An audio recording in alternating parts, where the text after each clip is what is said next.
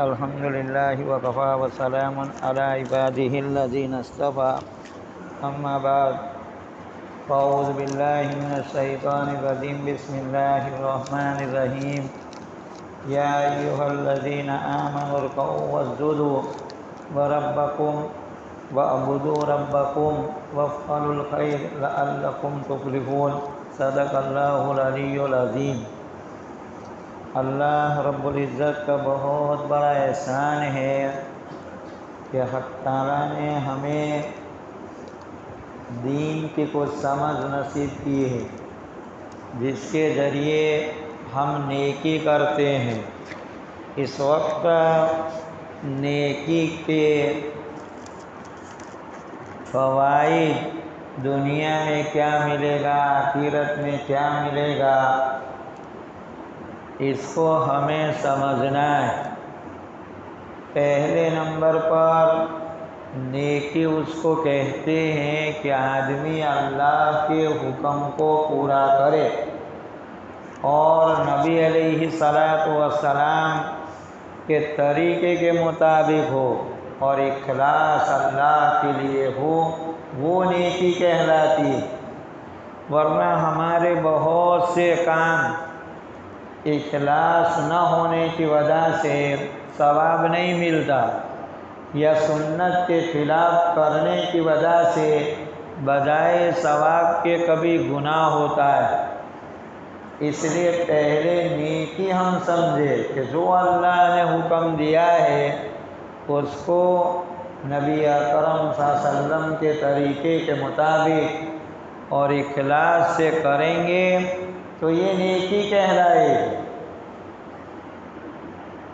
اس آیت میں ہمیں ایک تو نماز کا حکم دیا، یا ایھا الذین آمنوا ارکعوا واسجدوا، کہ ایمان والو رکوع کرو سجدہ کرو یعنی نماز پڑھو، واعبدوا ربکم، اور اپنے پروردگار کی عبادت کرو، یعنی اللہ رب العزت کے حکموں پر ہم چلے۔ کیا ہوگا آگے کا؟ وافعلوا الخیر، کہ تم بھلے کام کرو، لعلکم تفلحون، تاکہ تم کامیاب ہو جاؤ۔ تو یہ چند باتیں، اس میں ایک تو ایمان کہ ہم اللہ کو مانتے ہیں، ہماری زندگی میں کوئی ایسا لفظ یا ایسی کوئی بات نہ نکالے جو اللہ کی شان کے خلاف ہو، نبی اکرم صلی اللہ علیہ وسلم کے طریقوں کے خلاف ہو، یا آپ کے طریقوں کی مذاق ہو، ایسے الفاظ نہ نکالے، ورنہ ایمان ہی سلب ہو جائے تو آدمی کی دنیا بھی جائے گی آخرت۔ تو یہ ایمان کی ایک تو حفاظت کا مسئلہ ہے۔ دوسرا نماز، ہم نماز کا اہتمام کریں۔ بہت سے لوگ ہفتوں میں جمعہ کے دن دکھائی دیتے ہیں، یہ نماز کا ہم اہتمام کریں۔ جب نماز ہم پڑھیں گے تو پھر اللہ رب العزت سے ہمارا تعلق رہے گا، اور آگے وَاعْبُدُوا رَبَّكُمْ، کہ تم اپنے پروردگار کی عبادت کرو، اور وَافْعَلُوا الْخَيْرَ، کہ تم بھلے کام کرو، لَعَلَّكُمْ تُفْلِحُونَ، تاکہ تم کامیاب ہو جاؤ۔ اب نیکی، یہ نیکی کرنے کا ہمیں جو حکم دیا ہے، اس حکم کو ہم سمجھے۔ حق تعالیٰ کا منشا یہ ہے کہ ہم خوب نیکی کریں، خوب نیکی کرے، اتنی نیکی کرے کہ ہم خود نیک بن جائے۔ ایک آدمی بہادر بنتا ہے اور میدانوں کو سر کر لیتا ہے تو اس کو لوگ بہادر کہتے ہیں۔ کبھی دنیا کے مشہور بہادر رستم کے ساتھ اس آدمی کی تشبیہ دی جاتی ہے۔ تو ایسے حق تعالیٰ کا منشا یہ ہے فاستبقوا الخیرات کہ تم نیکیوں میں آگے بڑھو، اتنی نیکی کرو، اتنی نیکی کرو کہ تم خود نیک بن جاؤ۔ یہ ہمیں حکم ہے کہ ہم خوب نیکی کریں۔ نیکی کریں گے، ہمیں ترغیب دی۔ پچھلے لوگوں نے جو نیکیاں کی وسارعون فی الخیرات کہا کہ وہ لوگ نیکیوں میں دوڑتے تھے۔ تو نیکی کو پہلے نمبر پر ہم اس کو نعمت سمجھے۔ ایمان اور اعمال صالحہ یہ اللہ رب العزت کی بہت بڑی نعمتیں، ان کو ہم نعمت سمجھے۔ ایک آدمی اس کو نعمت نہیں سمجھے گا تو وہ نیکی نہیں کرے گا۔ ابو داؤد شریف میں نبی اکرم صلی اللہ علیہ وسلم کا ایک حدیث ہے کہ مجھے حق تعالیٰ کی زیارت ہوئی اور اللہ تعالیٰ نے مجھے پوچھا یہ فرشتے کن چیزوں میں جگر رہے ہیں کہ مجھے اس کا علم نہیں۔ حق تعالیٰ نے اپنا ہاتھ یعنی رحمت اللہ کی متوجہ ہوئی۔ پھر نبی علیہ السلام کو یہ بات کھل گئی کہ جو لوگ مسجدوں میں آتے ہیں، وضو کو اچھی طرح کرتے ہیں، ان لوگوں کے لیے فرشتے جگرا کرتے نیکیوں کو لکھنے میں۔ پھر حق تعالیٰ نے چند باتیں بتائی۔ ہمارا جو موضوع کہ نیکی میں ہم آگے بڑھے، اس کو ہمیں سمجھنا ہے کہ حق تعالیٰ نے نبی اکرم صلی اللہ علیہ وسلم کو ایک دعا بتلائی خواب میں، کیونکہ نبی کا خواب تو وہی ہے کہ آپ دعا مانگے نماز کے بعد کہ اللہم انی اسألوک فعل الخیرات، کہ اللہ میں تجھ سے سوال کرتا ہوں نیکی کے ایک نیک کام کرنے کا۔ تو یہ سوال کہ ہم اللہ سے سوال کریں، مانگے دعاؤں میں کہ ہمیں اللہ نیکی کے کام کرنے کی توفیق دے۔ تو یہ دعا میں یہ جملہ پہلا تو یہ سکھایا کہ اللہم انی اسألوک فعل الخیرات وترک المنکرات، اے اللہ میں تجھ سے سوال کرتا ہوں نیک کام کرنے کا، وترک المنکرات برائیوں کے چھوڑنے کا، گناہ چھوڑ دو۔ اصلی مدعا گناہ کو چھوڑنا ہے، تاکہ ہم اگر گناہ چھوڑ دیں گے تو پھر ہمارا براہ راست تعلق اللہ تعالیٰ سے ہو جائے۔ اور تیسرا جملہ جو نبی علیہ السلام کو اللہ تعالیٰ نے سکھلایا بتلایا وہ یہ تھا وحب المساکین، کہ مسکینوں سے محبت کرنے کا سوال کرتا ہوں۔ تو یہ کہ ہم غریبوں کو، یتیموں کو، بیواؤں کا خیال رکھیں۔ نبی اکرم صلی اللہ علیہ وسلم کہ مسجد میں ایک عورت، یہ ایک مرد جو ہے مسجد کی خدمت اس کی صفائی کرتا تھا، وہ ملا نہیں، دیکھا نہیں 2-3 دن۔ تو نبی علیہ السلام نے پوچھا کہ وہ دکھائی نہیں دے کہ ان کا تو انتقال ہو گیا کہ مجھے خبر نہیں دی۔ تو لوگوں نے کہا یا رسول اللہ رات میں انتقال ہو گیا، آپ کو تکلیف دینا ٹھیک نہیں، کہ نہیں مجھے بتلاؤ۔ میرے نماز پڑھنے کی وجہ سے ان کے قبروں کو اللہ نورانی کر دیتے ہیں۔ پھر اس عورت یا مرد کی جو ہے مسجد کی جو خدمت کر رہا تھا یا عورت کر رہی تھی، نبی علیہ السلام ان کی قبر پر جا کر نماز پڑھی۔ نبی علیہ السلام نے یہ بتایا وجہ کہ میرے نماز پڑھنے کی وجہ سے ان کی قبروں کو منور کر دیا جاتا ہے۔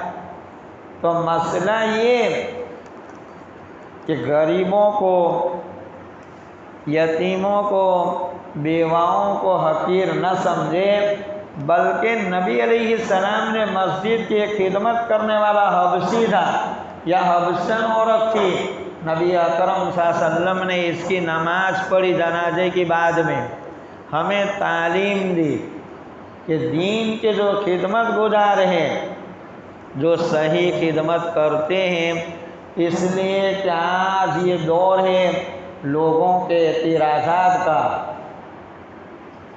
اور مسئلے بھی دنیا میں ایسے بنتے ہیں، اس لیے لوگ اعتراض کرتے ہیں۔ ان کا اعتراض صحیح بھی ہو سکتا ہے، غلط بھی ہو سکتا ہے۔ ہمیں اس کی ضرورت ہے کہ دین کے جو صحیح خادم ہیں، مسجد کے ہوں یا دوسرے کسی دینی لائن کے ہو، تو ان کی خیر خواہی کرنی چاہیے۔ یہ حدیث سے ہمیں یہ نصیحت ملتی ہے۔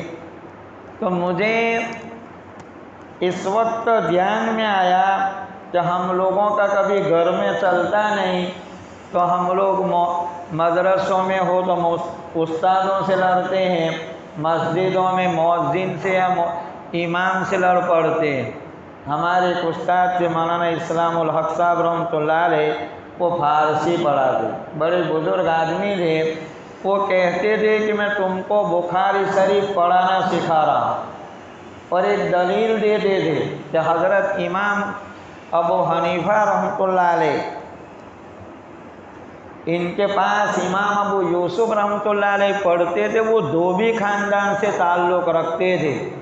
حضرت امام ابو یوسف رحمۃ اللہ علیہ کی والدہ ایک مرتبہ آئی کہ اس کو تم پڑھنے لگا دیا ہو، میری مدد کرے تاکہ اس کے باپ کا انتقال ہو گیا ہے۔ حضرت امام ابو حنیفہ رحمۃ اللہ علیہ کچھ مدد کر دیتے تھے، سمجھا کر بھیج دیتے تھے گھر کہ ان کو تو پڑھنے دو۔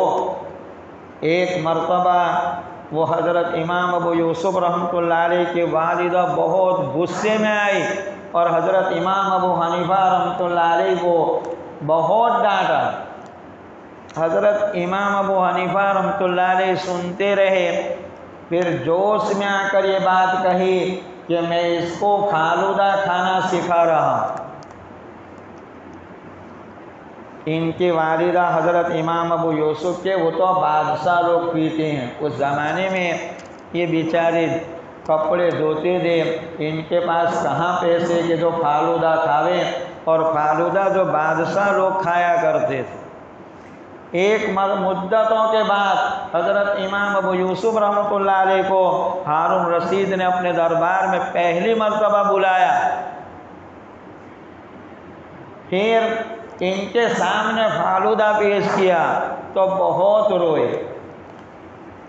ہارون رشید بادشاہ نے پوچھا کیا وجہ ہے کہ ہمارے استاد حضرت امام ابو حنیفہ رحمۃ اللہ علیہ ایک مرتبہ میری والدہ کو کہہ رہے تھے کہ میں اس کو اس علم دین کے ذریعے فالودہ کھانا سکھا رہا ہوں، حالانکہ میری والدہ کو اس وقت یہ دھیان میں ہی نہیں تھا کہ ہم فالودہ کھائیں گے۔ تو یہ نیکی جو علم دین سیکھنا اور علم دین کو ہماری اولاد کو سکھانا، یہ ترقی پر پہنچا دیں، ہم اس کو معمولی نہ سمجھے۔ تو یہ اس کی ضرورت ہے ہمیں نیکی کی قدر کرنے کی۔ اس لیے میں نے ان آیتوں کا انتخاب کیا جن سے ہمیں ان نیکیوں کا دنیا میں اور آخرت میں، اللہ نے تو اعلان کیا کہ رکوع کرو، سجدہ یعنی نماز پڑھو، اللہ کی عبادت کرو اور نیکی کے کام کرو، تم کامیاب ہو جاؤ۔ یہ کامیابی جہنم سے بچنا ہے اور جنت میں چلا جانا۔ فمن زحزح عن النار کہ جو آدمی دوزخ سے بچا لیا جاوے اور جنت میں پہنچا دے، وادخل الجنہ، اور جنت میں پہنچا دیا جاوے، فقد فاز، یہی کامیاب ہے۔ تو یہ نیکیوں کے ذریعے آدمی کو جہنم سے بچ کر جنت میں پہنچانے کی باتیں، اس لیے نبی علیہ السلام نے مثالیں بھی دی۔ ایک مثال جو ہے سخاوت کی دی کہ سخاوت دنیا میں جنت کی ٹہنی ہے، جو آدمی پکڑے گا وہ جنت میں پہنچ جائے گا۔ اور گناہ میں بخل کی مثال دی کہ جو بخل دوزخ کی ایک ٹہنی ہے، جو بخیل بنے گا وہ جہنم، وہ ٹہنی کو پکڑ لے گا، ان کا بخل ان کو جہنم میں پہنچا دے گا۔ آدمی اتنا بخیل ہو جائے کہ زکوٰۃ نہ دے، اپنے بھائی بھوکے مر رہا اس پر رحم نہ کرے، اپنی والدہ ترس رہی ہے اس کے ساتھ رحم کا معاملہ نہ کرے، تو یہ ضرورت ہے اس کی نیکی کی۔ حق تعالیٰ نے ان نیکیوں کو اگر بندہ ذرات بھی کرے اللہ خوب بدلہ دے گا۔ اللہ کا ایک نام شکور ہے، قدردان، جس کے بارے میں علماء نے لکھا ہے کہ یؤتی اللہ اجرا جزیلا بعمل قلیل، کہ اللہ تھوڑے عمل پر خوب دیں گے۔ اس لیے قرآن میں حق تعالیٰ نے فرمایا من جاء بالحسنۃ فلہ عشر امثالھا، جو ایک نیکی لے کر آئے گا ہم اس کو 10 دیں گے، 10 گنا دیں گے، تو یہ اس کے 10 گنا دیں گے۔ ایک نیکی تو لے کر ہم پہنچے، نیکی لے کر جانا ہے، کرنے کی بات نہیں، کرنے کے بعد حفاظت کرنے کی ہے۔ ورنہ ایک آدمی نیکی تو کرے، پھر ہم لوگ جو نیکی کر کے غیبت میں، چغلی میں، لڑائی میں لوگوں کی برائیاں کر کے نیکیوں کو ختم کر دے، یہ ہماری عقل مندی نے حماقت۔ اس لیے نیکی لے کر جانے کا حکم دیا کہ لے کر آوے، اس لیے حکم دیا یا ایھا الذین آمنوا لا تبطلوا اعمالکم، اے ایمان والو اپنے اعمال کو برباد مت کرو۔ یہ برباد گناہوں سے ہو جاتا ہے، ریاکاری سے ہو جاتا ہے، یا آدمی کفر یا کلمات بکے تو ساری نیکیاں برباد، ایمان بھی ختم ہو جاتا ہے، اس کو کلمہ پڑھنا ضروری ہو جاتا ہے۔ اور نکاح ہو، اگر شادی شدہ ہے تو تجدید نکاح کرنی پڑتی ہے۔ تو نیکی لے کر جانے کی بات کہا، اس حدیث شریف میں ہے کہ جہنم سے اس آدمی کو جو نکاح نبی علیہ السلام کی سفارش کے ذریعے یا اللہ کلمہ پڑھنے والوں کو نکالا جائے گا، جس نے ذرہ برابر خیر اور بھلائی اور ایمان ذرہ برابر ہوگا، اس آدمی کو دنیا سے 10 گنی جنت دی جائے گی۔ ہمارے ایک غلطی جو ہے ہمارے مقررین کرتے ہیں، وہ کہتے ہیں کہ رائی کے دانے کے برابر اس ایمان لے کر جاوے اس کو 10 گنی جنت۔ یہ حدیث رائی کے دانے کی جہاں ہے وہاں 10 گنی جنت کا ذکر نہیں ہے۔ اس لیے ہمارے جو لوگ ایسی غلط سلط حدیثوں کو ایک ٹکڑا ادھر کا ادھر، ان سے ہماری درخواست برابر حدیث سنے، جس حدیث میں رائی کے دانے کے برابر جو ایمان لے کر جانے کا ہے وہاں 10 گنا جنت کا ذکر ہی نہیں ہے، اور جہاں 10 گنی دنیا سے جنت کا ذکر ہے وہاں اس آدمی کو کہ جس نے کلمہ پڑھا ہو یا ذرہ برابر نیکی لے کر جائے گا اس کو دنیا سے 10 گنی جنت ملے گی۔ برابر جان دے، ہمارے ممبروں پر بیٹھ کر جو بیانات کرتے ہیں یا جو عمومی جو بیانات کرتے ہیں، مبلغین سے بھی ہماری درخواست ہے کہ فضائل اعمال میں برابر دیکھے حدیث کو، اس لیے کہ غلط سند بھی حدیثیں چلتی ہے اس امت میں، اور پتہ نہیں ان حدیثوں کو غلط سند بیان کرنے سے گناہ ہوتا ہے۔ ایک تو یہ ہے فائدہ کہ آدمی کی جو ہے بلائیں بیماریاں اللہ دور کر دیں گے۔ ہم نیکی تو کریں، نیکی کے وہ راستے ہیں کہ بلاؤں کو اور بیماریوں کو دور کر دے گا۔ حدیث شریف میں ہے کہ صدقہ جو پروردگار کے غصے کو ٹھنڈا کر دیتا ہے، تطفئ غضب الرب الصدقۃ تطفئ غضب الرب، کہ پروردگار کے غصے کو ٹھنڈا کر دیتا ہے، اور آدمی کو جو ہے اللہ جو غصے ہو جائے تو ہماری دنیا اور آخرت بگڑ جائے۔ اس لیے ہم لوگ نیکی کریں، بلائیں دور ہو جائے گی۔ حضرت عبداللہ ابن مبارک رحمۃ اللہ علیہ سے کسی نے کہا کہ میرے 7 سال سے زخم میں خون بند نہیں ہو رہا، تو عبداللہ ابن مبارک رحمۃ اللہ کہا کہ ایسی جگہ کنواں کھدواؤ جہاں پانی نہیں ملتا ہے۔ اس آدمی نے جب یہ کیا تو اللہ نے اس بیماری کو دور کر دیا۔ یہ نیکی بڑی بڑی برائیوں کو اور بڑی بڑی بلاؤں کو اور بڑی بڑی بیماریوں کو دور کر دے گی۔ ہمارے یہاں پہلے ہم سمجھے چند چیزوں میں ہم غلطی کرتے ہیں، ان میں ایک چیز یہ دوا کے متعلق یا قرضہ لینے کے متعلق، یہ 2 اور بھی کئی چیزیں، مجھے یہ 2 چیزوں میں اس لیے سمجھانا ہے کہ اس وقت دنیا بہت چھوٹی ہو گئی ہے، اور دنیا میں جو ایڈورٹائز کے ذریعے بیماریوں کے بارے میں ایڈورٹائز کی جاتی ہے، دوا کھاؤ اس سے بیماری نہیں ہوگی، یہ کھاؤ۔ اسلام نے بیماریاں نہ ہو پہلے وہ سکھایا کہ تم ایسی دعا کرو تم بیمار نہ ہو، تم قرض دار نہ بن جاؤ۔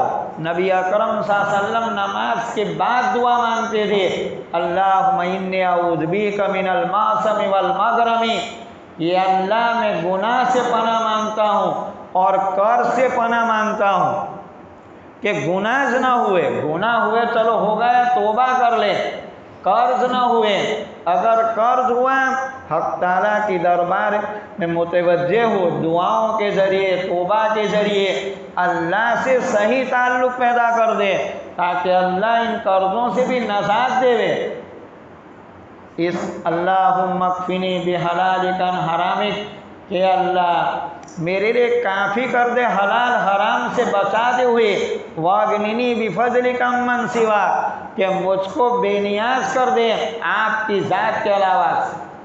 نبی علیہ السلام نے فرمایا یہ دعا اگر احد کے پہاڑ برابر قرضہ ہو کوئی پڑھے گا اللہ اس کا دور کر دے گا، لیکن قرضے میں آدمی خرچہ جتنا کماتا ہے اس سے کم خرچ کرے، ورنہ خود بخود آدمی 100 کا کمائے 200 کا قرضہ کرے، 200 خرچ کرے گا پہ بھیک نہ مانگے گا تو کیا کرے گا؟ اس لیے پہلے اپنے خرچوں میں اخراجات میں کنٹرول کرے۔ تو یہ قرض پہ بیماریوں کا میں عرض کر رہا تھا، نبی علیہ السلام نے بیماری نہ اس کی دعائیں سکھائی کہ اللہم انی اعوذ بک من البرص والجذام، کہ اللہ میں کور کی بیماری جو آدمی سفید ہو جاتا ہے یا انگلیاں نکل جاتے اس بیماری سے، اور والجنون پاگل پنے سے، وسیء الاسقام تمام بری بیماریوں سے پناہ مانگتا کہ بیماری نہ ہوئے۔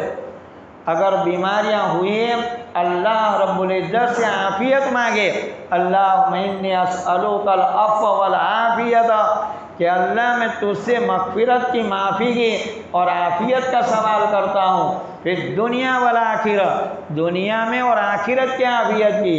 دنیا کی عافیت میں ساری بلائیں دور ہو جائے گی، عورت جو ہیں فرما بردار ہو جائے گی، بچے فرما بردار ہو جائیں گے، ورنہ اس میں اگر عافیت نہ رہی تو عورت ناسیدہ ہو جائے گی، بچے نافرمان ہو جائیں گے۔ اس لیے حدیثوں میں اپنے گھر والوں کی بھی عافیت کے مانگنے کی نبی علیہ السلام نے تعلیم دی، اللہم انی اسألک العفو والعافیت فی اہلی و مالی، کہ اللہ میں تجھ سے سوال کرتا ہوں معافی کا اور عافیت کا میرے گھر والوں میں اور میرے مال میں، تو واہلی ممال فی دین و دنیائی، کہ میری دین میں اور دنیا میں بھی مجھے عافیت نصیب کر دے۔ تو یہ مانگنے کی چیزیں ہیں، ان نیکیوں کو ہم یہ دعائیں مانگنا یہ نیکی میں داخل ہے، اس کو ہم برابر جو کریں، ہم ایسا نہ رہے کہ دعائیں نہ مانگے، دعاؤں کا اہتمام کریں۔ इससे दूसरा, हम अपने रिश्ते दारों के साथ अच्छा ताल्लुक़ रखें ताकि अल्लाह रोज़ियों के दरवाज़ों को खोल देंगे। एक हदीस में नबी अलैहिस्सलाम ने फरमाया कि मन अहब्बा अन यबसुत लहु रिज़्क़, कि ये कोई चाहे कि इसकी रोज़ी वसी हो जाए, खूब उसको रोज़ी मिले, व अन यंसा लहु फी असरिही, इसके नक्शे कदम बाकी रहे, यानी मरने के बाद इसको याद करने वाले लोग, इनके लिए दुआ करने वाले लोग बाकी रहे, तो फल यसिल रहीम, अपने रिश्तेदारों से अच्छा ताल्लुक़ रखें। आज तो भाई भाई लड़ता है, बाप बेटा लड़ता है, मियाँ बीवी के झगड़े, इन झगड़ों ने हमारे ख़ानदानों को बर्बाद कर दिया है। इसलिए आज से तय करें मैं लड़े ना किसी से झगड़ा ना करें, और हमारे जो रिश्तेदारों से हम तय कर ले अच्छा ताल्लुक़ रखेंगे। तो ये दूसरे अल्लाह ताला इन नेकियों से बंदे के बदन की क़ुव्वत को बढ़ा देंगे, कमज़ोरियों को दूर करेंगे। हूद अलैहिस्सलाम ने दावत दी थी अपनी कौम को, या कौम इस्तग़फ़िरू रब्बकुम, ए मेरी कौम तुम अपने परवरदिगार से माफ़ी मांगो, सुम्मा तूबू इलैहि, और उससे रुजू करो, गुनाह छोड़कर सही राह पर जाओ। युरसिलिस समा अलैकुम मिदरारा, कि आसमान से मुसलधार बारिश बरसाएगा, व यज़िदकुम कुव्वतन इला कुव्वतिकुम, तुम्हारी कुव्वत पर कुव्वत बढ़ा देंगे। वो कहत साली थी कि औरतें बांझ हो गई थी, कि तुमको मर्दान की कुव्वत इनायत कर देंगे और तुम्हारी औरतों का बाज़पना ख़त्म कर देगा खुदा। ये दावत दी गई और हमको हक़ ताला ने आए थे नबी अलैहिस्सलाम पर उतार कर हमको समझाया कि हम अपनी कमज़ोरियों का इलाज अल्लाह से सही ताल्लुक़ पैदा करें, और अल्लाह ताला से इन सही ताल्लुक़ के ज़रिए हमारी सारी दुनिया और आखिरत बने, इसके लिए नेकियों को खूब करें। इस वक्त जो नेकियों के बाज़ार में एक तो तबलीग है, इनके जमात आती, इनको साथ देवें। तबलीगी मरकज़ पर जो हैं, आज शाम को होता है मगरिब बाद, हम में बहुत लोग अपना वक्त मगरिब से ईशा बर्बाद करते पहुँचे, और इन मजलिसों में साथ दे। यहाँ जमातें आती है, इनमें भी साथ दे, यहाँ मस्जिद में होने वाली तालीम में बैठे, अल्लाह ताला, और घरों में भी हम तालीम करें। अल्लाह ताला हमें अमल करने की खूब तौफीक नसीब।